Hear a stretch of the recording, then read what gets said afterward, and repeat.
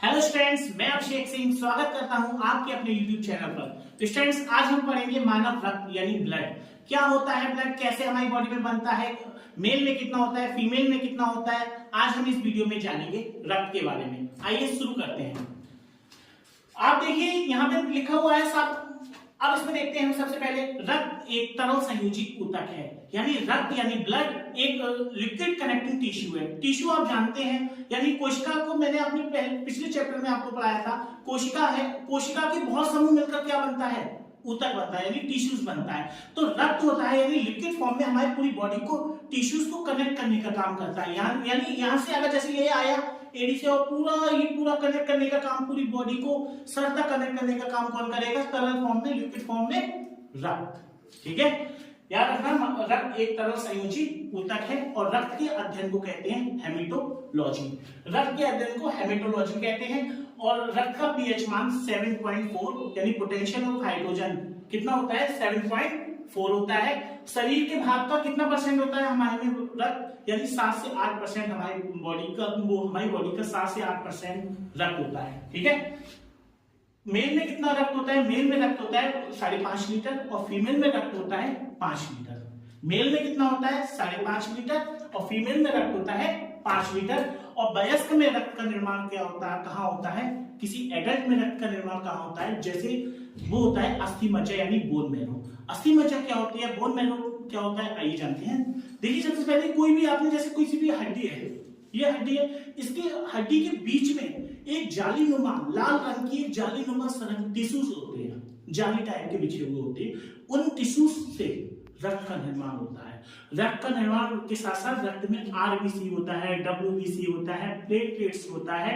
वो सब RBC, WBC, platelets का निर्माण कहाँ होता है, अस्थि मज्जा में। यहाँ हर जगह हड्डी के बीच में अस्थि मज्जा सब जगह होती है। यहाँ से अस्थि मज्जा में निर्माण हुआ, पैर से अस्थि मज्जा से निर्माण हुआ और पूरी बॉडी का अस्थि मज्जा से रक्त बन के यहाँ से आते आता हमारे पेट की बाईं से थोड़ा सा पीछे की ओर एक जगह होती है एस्प्लीन, जिसे कहते हैं तिल्ली यानी प्लीहा। पूरे ब्लड उन अस्थि मज्जा से होता हुआ उस प्लीहा यानी एस्प्लीन में स्टोर हो जाता है। इसलिए एस्प्लीन को क्या कहते हैं हम, ब्लड बैंक। ठीक है, एस्प्लीन को क्या कहते हैं हम, ब्लड बैंक। पूरी बॉडी का ब्लड कहाँ स्टोर हो जाता है, एस्प्लीन यानी प्लीहा यानी तिल्ली में। ठीक है, अब देखते हैं हम कि क्या कहते हैं। लेकिन वयस्क में रक्त का निर्माण तो अस्थि मज्जा में होता है और भ्रूण में रक्त का निर्माण कहाँ होता है, लीवर में। ये ध्यान रखना बच्चों, भ्रूण में रक्त का निर्माण कहाँ होता है, लीवर में। और ब्लड बैंक क्या होती है, एस्प्लीन। और आरबीसी का कवर है यानी रेड ब्लड सेल्स क्या होता है, अभी हम आगे जानेंगे। रेड ब्लड सेल्स यानी आरबीसी का कवर ग्रह कौन होता है, वो भी एस्प्लीन ही होती है। मोस्ट ऑफ एग्जाम में ये सब चीजें पूछी जाती है, इस बारे आप ध्यान रखना, सुनना, क्योंकि बोर्ड्स में भी है और कंपटीशन में भी बहुत अच्छा टॉपिक है ये। ठीक है, आरबीसी का कवर ग्रह कौन है, एस्प्लीन। ठीक है, अब एक होता है कोलेस्ट्रॉल। कोलेस्ट्रॉल आप समझिए, कोलेस्ट्रॉल होता है एक मोम के समान गाढ़ा एक लिपिड होता है। ठीक है, अब वो होता क्या है, वो जो हमारी ब्लड वेसल्स होती है, तो ब्लड वेसल्स जा रही होती है तो उनके साइड से वो जम जाता है। जैसे आपको व्यवहारिक रूप में समझाएं तो आप मान लीजिए ये ब्लड वेसल्स है। ठीक है, इस ब्लड वेसल्स के जैसे ये है, इसके चारों ओर से मैं कुछ चीज जमा दूं, मोम लगा दूं थोड़े चारों ओर और पानी को फ्लो कराऊं, तो पानी जो नॉर्मल पानी फ्लो होगा बिना मोम के, नॉर्मल पानी फ्लो, तो उसकी स्पीड हाई होगी। अगर इसके साइड से थोड़ा सा मोम लगाने के बाद पानी फ्लो कराऊंगा तो उस पानी की स्पीड थोड़ी सी हल्की हो जाएगी। यानी वही हमारे कोलेस्ट्रॉल होता है। तो हमारे ब्लड वेसल्स के बीच में जो लिपिड्स आ जाता है तो उससे ब्लड की स्पीड क्या हो जाती है, हल्की हो जाती है, ब्लड में स्ट्रेस हो जाता है। और कोलेस्ट्रॉल लेवल ज्यादा होने पर हमें क्या समस्या हो जाती है, बीपी हाई हो जाता है, स्ट्रोक का खतरा रहता है। कोलेस्ट्रॉल लेवल हाई होने पर किसी सांस फूलने होती है, बहुत ज्यादा बीपी हाई हो जाता है। तो अगर बीपी हाई है तो सबसे ज्यादा समस्या रहती है कोलेस्ट्रॉल की। लेकिन सामान्य व्यक्ति में अगर वैसे कोलेस्ट्रॉल लेवल का कम ही होना अच्छा होता है, लेकिन सामान्य से भी कम हो जाए तो उसमें समस्या रहती है कुपोषण की। ठीक है, ये चीज ध्यान रखना।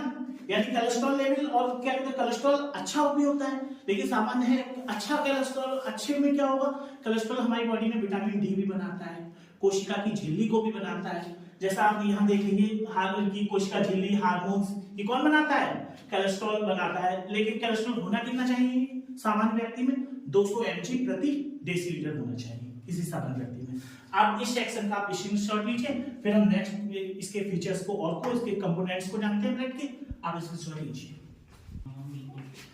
अब हम जानेंगे रक्त यानी रक्त के संगठन को।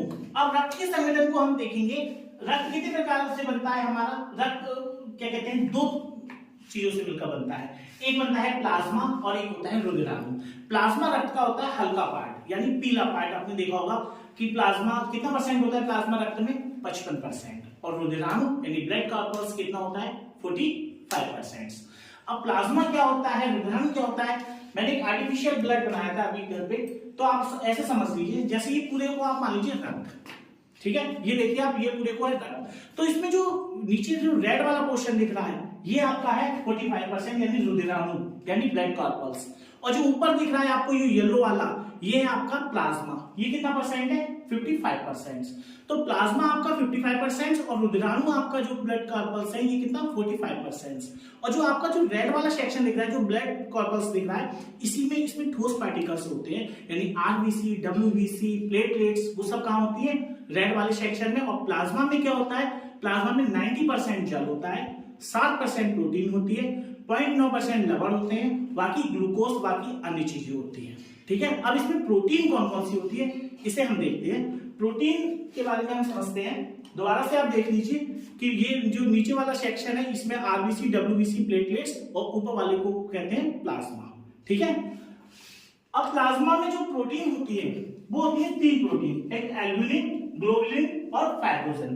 तो एल्ब्यूमिन प्रोटीन का क्या काम करती है, ये आपकी जो एल्ब्यूमिन होती है पराशरण दाब को नियंत्रित करने का काम करती है आपकी बॉडी में, ठीक है। तो आपकी जैसे पराशरण दाब का मतलब अगर इसकी कमी हो जाती है इस प्रोटीन की, तो आपकी बॉडी में स्वेलिंग है, सूजन है, थकान है, इस चीज की हो जाती है, यानी प्रोटीन की कमी हो जाती है आपकी बॉडी में। तो इसमें इसकी चीज की पूर्ति के लिए जैसे प्रोटीन युक्त चीजें खानी होती है इस कमी की दूर करने के लिए। दूसरी होती है ग्लोबुलिन प्रोटीन, इसे एंटीबॉडीज बनाती है। एंटीबॉडीज मतलब इन्फेक्ट जैसे आपको वायरस, बैक्टीरिया, इन चीजों को दूर करने का काम कौन करती है, ग्लोबुलिन प्रोटीन, ये भी प्लाज्मा में पाई जाती है, ठीक है। और तीसरी प्रोटीन होती है फाइब्रोसिन प्रोटीन। फाइब्रोसिन प्रोटीन होती है रक्त के जमने का काम करती है यानी रक्त को जमाती है। जैसे मानो मेरे उंगली में हल्का सा ब्लड लगा, ब्लड निकलने के बाद ब्लड निकल रहा है, 1 मिनट बाद ये ब्लड अपने आप बंद हो जाएगा, किसके कारण बंद होगा, फाइब्रोसिन प्रोटीन के कारण, ठीक है। ये पूरा इसकी सब फीचर्स हो गए। और जो प्लाज्मा में अभी मैंने आपको रंग दिखाया था वो पीला रंग दिखाया था, ये तो आर्टिफिशियल ब्लड है, ये तो तेल है। लेकिन मान लो अगर कोई आर्टिफिशियल जैसे नॉर्मल अगर जो रियल प्लाज्मा होगा तो उसमें जो पीला रंग होगा वो बिलिरुबिन के कारण होता है, ठीक है, बिलिरुबिन के कारण। और प्लाज्मा का काम क्या होता है, हमारी बॉडी में जितनी भी प्रोटीन्स बनती हैं, हार्मोन्स बनते हैं, इन सबको एक स्थान से दूसरे स्थान तक पूरा ले जाने का काम क्या करता है, प्लाज्मा करता है। खून के पीएच मान यानी पोटेंशियल ऑफ हाइड्रोजन को भी पूरा अच्छी तरीके से बनाए रखने का काम कौन करता है, प्लाज्मा, ठीक है। अब हम बात करते हैं रुधिराणु यानी ब्लड कॉर्पस। ब्लड कॉर्पस कितना होते हैं, 45% होते हैं। ब्लड कॉर्पस 3 प्रकार के होते हैं, आरबीसी, डब्ल्यूबीसी और प्लेटलेट्स। आरबीसी को क्या कहते हैं, रेड ब्लड सेल्स, यानी आरबीसी की संख्या होती है 50 लाख, 50 लाख होती है, इनकी अवधि होती है 120 दिन, ठीक है, आरबीसी की। अब आरबीसी को और डब्ल्यू को श्वेत रक्त करना है। डब्ल्यूबीसी क्या होती है, व्हाइट ब्लड सेल्स, इनकी संख्या होती है 10,000 और इनका जीवन काल होता है 10 से 12 दिन। और ये कहते हैं ये मुख्यतः 3 प्रकार की होती है, ठीक है। अब 3 प्रकार की होती कौन कौन सी है, इस चीज को अभी हम देखते हैं। थोड़ा सा पानी पीएंगे ना, तो देखते हैं। अब देखिए जैसे ये रुधिराणु में जैसे हमने आरबीसी और डब्ल्यूबीसी ये पढ़ रहे थे, तो आरबीसी में रेड ब्लड सेल्स को दूसरा नाम होता है एरिथ्रोसाइट। इनकी संख्या होती है 50 लाख, इनका जीवन चक्र होता है, जीवन काल होता है इनका 120 दिन का, ठीक है। और 120 दिन का हो गया। श्वेत रक्त करता है डब्ल्यूबीसी, इन्हें कहते हैं ल्यूकोसाइट, और क्या कहते हैं, इनका संख्या होती है 10,000, इनका जीवन काल होता है 10 से 12 दिन, ठीक है। और रक्त बिंदु इसे कहते हैं थ्रोम्बोसाइट यानी प्लेटलेट्स, इसका दूसरा नाम होता है। इसकी संख्या होती है 1.5 लाख से 4.5 लाख, और वैसे 2.5 लाख 2.5 लाख के अप्रॉक्स में, और इसका जीवन काल 7 दिन, ठीक है। ये तो सब ठीक है। अब आरबीसी होता क्या है, जैसे ब्लड में आरबीसी की संख्या 50 लाख है, अब आरबीसी में ही उपस्थित होता है आपका हीमोग्लोबिन। आरबीसी जैसे एक आरबीसी आप मान लीजिए एक तरीके का कोई भी जैसे एक गोल सा एक चपटा हुआ भाग होता है आरबीसी का, आरबीसी के बीच में आपकी उपस्थित होती है हीमोग्लोबिन, और हीमोग्लोबिन ही आपकी बॉडी में फेफड़ों से ऑक्सीजन लाने का काम कौन करता है? हीमोग्लोबिन। यानी हीमोग्लोबिन, अगर किसी में हीमोग्लोबिन अच्छा है तो ऑक्सीजन की पूर्ति उसमें अच्छी होगी। हीमोग्लोबिन अगर कम है तो ऑक्सीजन की पूर्ति कम होगी। इसलिए किसी स्वस्थ व्यक्ति में हीमोग्लोबिन मेल में कितना होना चाहिए? 14 mg प्रति डेसीलीटर, और फीमेल में होना चाहिए कितना? 13 mg प्रति डेसीलीटर। ठीक है। और जैसे ब्लड है, ब्लड किसी भी इंसान का ब्लड है, ब्लड में क्या होता है? आरबीसी, और आरबीसी में क्या होता है? हीमोग्लोबिन। ध्यान रखना, हीमोग्लोबिन एक तरीके का लोहे भी कहते हैं। ठीक है। जितने हीमोग्लोबिन अच्छा होगा उतना ही वो व्यक्ति स्वस्थ होगा, यानी अच्छी तरीके से एक्टिव रहेगा। और जितना हीमोग्लोबिन कम होगा तो वही उसी को इतनी ज्यादा समस्या होगी व्यक्ति को। ठीक है। कमजोरी रहेगी, वीकनेस रहेगी। और आरबीसी में केंद्रक नहीं पाया जाता, ये चीज ध्यान रख लीजिए। और इसलिए केंद्रक नहीं पाया जाता है तो इसमें डीएनए भी नहीं पाया जाता है, और डीएनए के साथ साथ आरबीसी में लाइसोसोम भी नहीं पाया जाता है। और जब लाइसोसोम नहीं पाया जाता है तो आप समझ लेना आरबीसी कहां जाके मरता है? अभी बताया था मैंने, एस्प्रीन में। इसलिए एस्प्रीन में मरता है, स्वतः नष्ट नहीं हो पाता है, इसलिए वहां जाके एस्प्रीन में मरता है। क्यों? क्योंकि इसमें लाइसोसोम की कमी होती है। ध्यान रखना इस चीज को। ठीक है। दूसरी होती है श्वेत रक्त कणिका, WBC। इसे कहते हैं, ये जो पूरा समझाई चुका हूं, ये 3 प्रकार की होती है। एंटीबॉडीज, ठीक है, एंटीबॉडीज होती है, मोनोसाइट होती है, लिम्फोसाइट होती है। ये क्या काम करती है? ये आपकी बॉडी को रोगों से बचाती है। जैसे एंटीबॉडी क्या काम करेगी? कोई भी रोग है किसी में तो एंटीबॉडी उसे रोग को पता कर लेगी, ये क्या है? रोग है। रोग एंटीबॉडी किसे बताएगी? लिम्फोसाइट को तुरंत बता देगी। और लिम्फोसाइट का दूसरा नाम होता है टी सेल। लिम्फोसाइट को बता देगी ये दिक्कत, ये वाला रोग है। और लिम्फोसाइट क्या करेगा? लिम्फोसाइट जो भी उस रोग का वायरस है या कोई भी बैक्टीरिया है, उस बैक्टीरिया पे अटैक करके उसे मार के वहीं छोड़ देगा। और फिर लिम्फोसाइट किसे कहेगी? मोनोसाइट को भेजेगा। मोनोसाइट से कह देगा अब इस वायरस की बॉडी को खा लो। और मोनोसाइट उस वायरस को, जो मरे हुए वायरस को भक्षण कर लेता है, यानी उसे खा लेता है। तो वायरस का उस भक्षण करने को क्या कहते हैं? मोनोसाइट। यानी एंटीबॉडी उसे क्या करेगी? बताएगी। किसे? लिम्फोसाइट को। और लिम्फोसाइट मोनोसाइट को, लिम्फोसाइट मार देगी उसे, और डायरेक्ट क्या करेगी? मोनोसाइट क्या करेगा? उस मरी हुई बॉडी को खा लेगा। यानी जो भी बैक्टीरिया वायरस आपकी बॉडी में जो मिला हुआ है ब्लड में, उस चीज को कौन खा लेगा? मोनोसाइट। इसलिए आगे WBC जिसमें अच्छा रहेगा वो उतना ही स्वस्थ रहेगा। ठीक है। ध्यान रखना। और तीसरा आता है हमारा रक्त बिंबाणु, यानी थ्रोम्बोसाइट। ये प्लेटलेट्स आप जानते हैं, अगर ये भी कम होगा किसी व्यक्ति में तो अभी समस्या होती है। जैसे डेंगू होता है, डेंगू वगैरह में हमारी प्लेटलेट्स भी डाउन हो जाती है, तो हमें क्या थकावट, शक्ति की कमी हो जाती है। तो ये क्या होती है? रक्त बिंबाणु। यानी इसमें भी केंद्रक नहीं होता है, ये भी ध्यान रखना। ठीक है। और WBC में केंद्रक होता है, WBC में केंद्रक होता है, और रक्त बिंबाणु में केंद्रक नहीं होता है। ठीक है। अब हम 1 मिनट और देख लेते हैं। जैसे मैंने सबसे नीचे लिखा है BP, सिस्टोलिक यानी 120 mm प्रति Hg, और डायस्टोलिक होता है 80 mm प्रति Hg। यानी हृदय जब भी कोई पंप करना, हृदय कोई भी चीज, हृदय का पंपिंग और रेस्ट, इसे क्या कहते हैं? इसे कहते हैं बीपी। यानी जब कोई हृदय ज्यादा क्या कहते हैं? स्ट्रेस में है तो वो बीपी आएगा 120। ठीक है। अब हृदय रेस्ट में है तो बीपी आएगा 80। इसे आप ध्यान रखना। ठीक है।